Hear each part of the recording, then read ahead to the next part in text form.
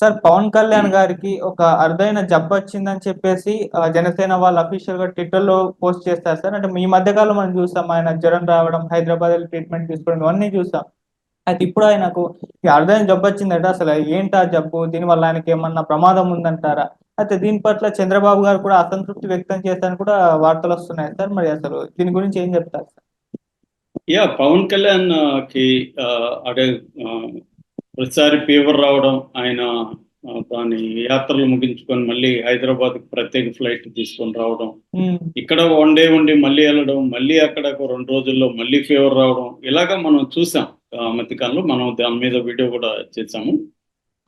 ఇప్పుడు జనసేన అధికారిక ప్రకటన ఒకటి వచ్చింది. ఆ అధికారిక ప్రకటనలు ఏంటంటే, పవన్ కళ్యాణ్కి ఇట్లా మాటి మాటికి జ్వరం రావడానికి కారణం ఆయనకి రికరింగ్ ఇన్ఫ్లుయెంజా ఉంది.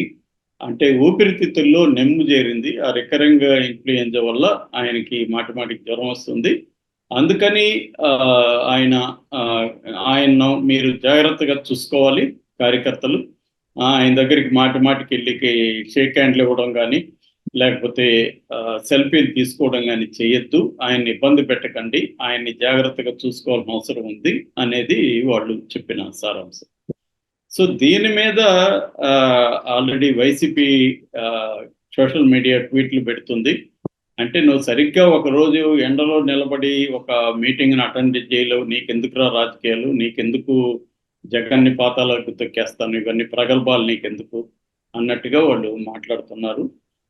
అట్లాగే ఎవరైనా జ్వరం వస్తే ఏం చేస్తారు? హాస్పిటల్కి వెళ్తారు. కానీ మా పవన్ కళ్యాణ్ మాత్రం జ్వరం వస్తే హైదరాబాద్ వెళ్తాడు అని కూడా వాళ్ళు చెప్పారు.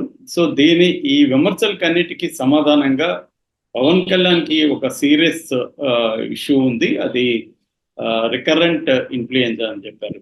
ఊపిరితిత్తుల్లో మామూలుగా ఊపిరితిత్తుల్లో నెమ్ము జారడాన్ని ప్లూరల్ ఎఫ్యూజన్ అని కూడా అంటూ ఉంటారు. ఎందుకంటే ఇది నాకు లాంగ్ బ్యాక్ వచ్చింది కాబట్టి నాకు గుర్తుంది. అదేంటంటే అది మనం నెగ్లెక్ట్ చేస్తే టీబీగా కన్వర్ట్ అయ్యే అవకాశం కూడా ఉంటుంది. ఈ ఫ్లోరల్ ఎఫ్యూజన్ ఊపిరితిత్తుల్లో నెమ్ము జారడం. అప్పట్లో నేను సెప్రమైసిన్ ఒక 1 month వాడాను, 10-15 ఏళ్ళకి ముందు వచ్చింది. సో అందువల్ల పవన్ కళ్యాణ్కి మరి ఇది ఎప్పుడు డయాగ్నైజ్ అయింది, ఇంతకు ముందు తెలియదా? రికరింగ్ ఇన్ఫ్లుయెంజా అంటే ఏం లేదు. ఇన్ఫ్లుయెంజా అంటే ఒక రకమైన అది వైరల్ ఫీవర్. అది ఇన్ఫ్లుయెంజా అనేది ఒక వైరస్, ఆ వైరస్ వల్ల వస్తుంటుంది. రికరింగ్ ఇన్ఫ్లుయెంజా అనేది ఎందుకు వస్తుంది అనేది నేను ఒక డాక్టర్ ఫ్రెండ్తో మాట్లాడుతూ ఆయన ఏమన్నారంటే, మామూలుగా మనం తగిన జాగ్రత్తలు తీసుకోకపోవడం లేదు వస్తుంది. రికరింగ్ అంటే మళ్ళీ మళ్ళీ రావడం అంతే. అంటే ఒకసారి వచ్చిపోయినాక మనం తగిన జాగ్రత్తలు తీసుకుంటే అది అవాయిడ్ చేయొచ్చు. అంటే ప్రాపర్ రెస్ట్ కావచ్చు, ప్రాపర్ ఫుడ్ కావచ్చు, ఇమ్యూనిటీ పవర్ని డెవలప్ చేసుకోవడం కావచ్చు, ఇవన్నీ చేయాల్సి ఉంటుంది. అయితే అన్ని చేసినా కూడా మనం ఉన్న ఎన్విరాన్మెంట్ కానీ పరిస్థితి బాగాలేనప్పుడు మళ్ళీ కూడా వచ్చే అవకాశం ఉంది. అంటే ఇప్పుడు కరోనా వచ్చిన వాళ్ళకి వచ్చింది కదా, అట్లాగే వైరల్ ఫీవర్ కూడా ఒకసారి వస్తే మళ్ళీ వచ్చే అవకాశాలు ఉంటాయన్నమాట. అలాగా ఇన్ఫ్లుయెంజా అన్న ఒక రకమైన వైరస్ నుంచి వచ్చే ఈ ఫీవరు పవన్ కళ్యాణ్కి ఉంది. అదేమి విచిత్రమైన జబ్బు, వింత జబ్బు కాదు. ఇది రికరింగ్ ఇన్ఫ్లుయెంజా అనేది వెరీ వెరీ కామన్, అందరికీ వస్తుంది. కాకపోతే పవన్ కళ్యాణ్ ఒక బ్యాడ్ లక్ ఏంటంటే ఎన్నికల టైంలో ఆయనకి రావడం అనేది ఆయనకు బ్యాడ్ లక్, జనసేన అభ్యర్థులకు బ్యాడ్ లక్, ఇటు కూటమి అభ్యర్థులకు కూడా బ్యాడ్ లక్. ఆ రకంగా చంద్రబాబుకు డిసప్పాయింట్ అయ్యే అవకాశం ఉంది. ఎందుకంటే కారణాలు ఏవైనా రిజల్ట్ ఇంపార్టెంట్ కదా. చాలా మంది ఏంటంటే నాకు కారణాలు చెప్పకు, సొల్యూషన్స్ చెప్పు అంటుంటారు. కానీ ఇట్లాంటి హెల్త్ విషయంలో సొల్యూషన్స్ అంత ఈజీ కాదు. అప్పటికి కూడా పవన్ కళ్యాణ్ మెచ్చుకోవాల్సింది ఏంటంటే ఆయనకి జ్వరం వస్తున్నా కూడా వెళ్తున్నాడు. కాకపోతే అందరూ కూడా అడిగేది ఏంటి, మీకు ఫీవర్ వచ్చినప్పుడు ఇక్కడే ట్రీట్మెంట్ తీసుకోవచ్చు కదా. ఇప్పుడు అన్ని చోట్ల, ఇప్పుడు రాజమండ్రిలో కూడా మంచి డాక్టర్లు ఉన్నారు, ఆయన ఆ ఏరియాలోనే ఉంటాడు కాబట్టి అక్కడ తీసుకోవచ్చు కదా. దీనికి మళ్ళీ ప్రత్యేక ఫ్లైట్లు తీసుకొని హైదరాబాద్ వెళ్ళి మళ్ళీ అక్కడి నుంచి మళ్ళీ 1 day ఉండి వచ్చి ఇదంతా ఎందుకు? రెండోది ఇన్ఫ్లుయెంజా ఉన్నప్పుడు ఖచ్చితంగా జనాలకి దూరంగా ఉండాలి, ఎందుకంటే ఇన్ఫెక్షన్ అది వచ్చే అవకాశాలు ఉంటుంది. కాబట్టి జనసేన అధికారిక ప్రకటనలో మనం తప్పు వెతకాల్సిన అవసరం లేదు. ఎందుకంటే షేక్ హ్యాండ్ ఇవ్వడం, సెల్ఫీలు తీయడం అంటే క్రౌడ్ మీద పడే అవకాశం ఉంది. దానివల్ల వాళ్ళ నుంచి ఇన్ఫ్లుయెంజా ఉన్న వాళ్ళు ఆల్రెడీ వీక్గా ఉంటారు కాబట్టి ఇన్ఫెక్షన్ పెరిగే అవకాశం ఉంది. మనం చూస్తుంటాం హాస్పిటల్లో ఉన్నప్పుడు ఎవరినంటే వాళ్ళని రానివ్వరు. ముఖ్యంగా ఇంటెన్సివ్ కేర్లో ఉన్నారనుకో, మనకు సపరేట్ కాస్ట్యూమ్ ఇచ్చి ఒక్కొక్కరే పోయి రమ్మంటారు. ఎందుకంటే ఇన్ఫెక్షన్ వాళ్ళు పేషెంట్ వీక్గా ఉంటారు కాబట్టి ఈజీగా ఇన్ఫెక్షన్ సోకుతుంది. ఎందుకంటే వల్నరబుల్గా ఉంటారు వాళ్ళు. అలాగే పవన్ కళ్యాణ్ విషయంలో ఆ జాగ్రత్తలు తీసుకోవడం మంచిది. ఎందుకంటే ఆయన జనంలో ఉండాల్సిన పరిస్థితి అయితే తప్పకుండా ఉంది. ఎందుకంటే కూటమి మొత్తానికి స్టార్ క్యాంపెయినర్ ఒకరే. ఇప్పటి వరకు పెద్దగా స్టార్ క్యాంపెయినర్స్ ఎవరు లేరు. చంద్రబాబు, పవన్ కళ్యాణ్ ఇద్దరే స్టేట్ వైడ్ గా తిరిగే పరిస్థితి ఉందన్నమాట.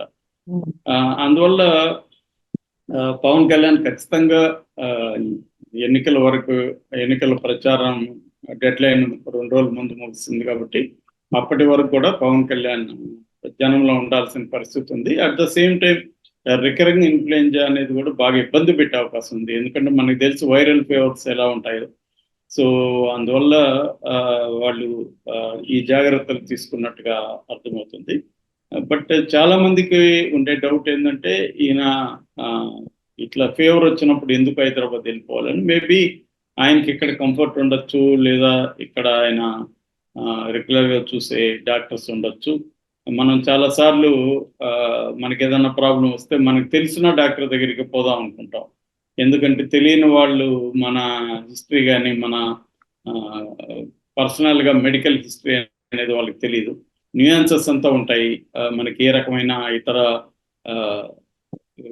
వల్నరబిలిటీస్ మన బాడీలో ఉన్నాయి అవన్నీ తెలిస్తే వాళ్ళు ఇచ్చే ట్రీట్మెంట్ వేరేగా ఉంటుంది. ఆ రకంగా కూడా పవన్ కళ్యాణ్ హైదరాబాద్కి పోవడానికి అదొక కారణం కావచ్చు. అది కూడా ఎక్స్ప్లెయిన్ చేసి ఉంటే బాగుండేది నిజానికి. ఎందుకంటే చాలా మందిలో కన్ఫ్యూజన్ ఉంది. వైసీపీ వాళ్ళు దాన్ని అదే పనిగా దాన్ని వైరల్ చేస్తూ ట్రోల్ చేస్తున్నారు. ఇట్లాంటప్పుడు ఎప్పుడైనా కూడా మ్యాక్సిమం కమ్యూనికేషన్ గ్యాప్ రాకుండా చూసుకోవాలా తన జన సైనికులకి తనకి మధ్య. ఎందుకంటే కేడరు బాగా నాయకుడిని నమ్మి పనిచేయాల్సి ఉంటుంది. నాయకుడి మీద నిరంతరం డౌట్లు ఉంటే కేడర్ కూడా ఆ మేరకు నీరు గడిపోతారు. సో ఏదేమైనా ఇక్కడ క్లారిఫై చేయాల్సిన అంశం ఏంటంటే, అతనికి ఏదో విచిత్రమైన జబ్బు, ఇంత జబ్బులు ఏం లేవు. అదంతా కూడా వైసీపీ సోషల్ మీడియా చేసే ప్రచారం. ఆయనకి ఉన్నది వచ్చి రికరింగ్ ఇన్ఫ్లుయెంజా, అది వైరల్ ఫీవర్కి సంబంధించిన విషయం. సో అది లంగ్స్ని అఫెక్ట్ చేస్తుంది, లంగ్స్లో నేమ్ చేస్తుంది. అందువల్ల ఒక్కోసారి ఊపిరి పీల్చుకోవడం కష్టంగా ఉంటుంది, ఎక్కువసేపు నిలబడడం కష్టంగా ఉంటుంది.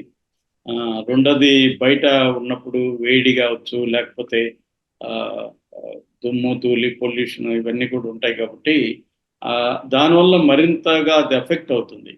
ఎందుకంటే దానికి క్లీన్ ఎయిర్ ఉండాలి, ప్రాపర్ రెస్ట్ ఉండాలి, వాటర్ ఇంటేక్ ఎక్కువ తీసుకోవాలి, ఇతర ఫ్లూయిడ్స్ తీసుకోవాలి, అట్లాగే మెడిసిన్ తీసుకోవాలి.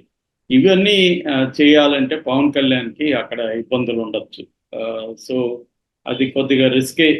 ఆ మేరకి నష్టం కూడా ఒప్పుకోవడానికి ఉంటుంది. ఎందుకంటే ఆయన ఒక అగ్రెసివ్గా వెళ్ళాల్సిన పరిస్థితి ఉన్నప్పుడు వెళ్ళలేడు. ఆయన ఒక్కడే జగన్ కానీ మిగతా వాళ్ళని కానీ అగ్రెసివ్గా మాట్లాడగలరు. నిన్న కూడా చిరంజీవి విషయంలో సజ్జల మాట్లాడినప్పుడు ఆయన చాలా అగ్రెసివ్గా మాట్లాడాడు. చాలా కాలం తర్వాత చాలా అగ్రెసివ్గా మాట్లాడాడు. ఆ అగ్రెసివ్నెస్ అనేది కూటమికి ఇంకెవరికి లేదు, పవన్ కళ్యాణ్కి మాత్రం ఉంది. దానివల్ల లాభమా నష్టం అనేది పక్కన పెడితే ఇవాళ ఎలా ఉంటుందంటే, ఎవరు మన ప్రత్యర్థి మీద గట్టిగా మాట్లాడితే, ఎంత ఎఫెక్టివ్గా గట్టిగా స్ట్రాంగ్గా మాట్లాడితే అంత మంచిదని అందరూ అనుకుంటున్నారు ఇవాళ ఆల్ పార్టీస్. సో ఆ రకంగా పవన్ కళ్యాణ్ ఇది మిస్ అవుతున్నట్టుగా మనకు కనబడుతుంది. బట్ నిన్నైతే అది పూరించాడు. ఆయనకి ఫేవర్ ఇదంతా ఉన్నప్పటికీ కూడా ఆయన చాలా స్ట్రాంగ్గా మాట్లాడాడు ఆ విషయంలో.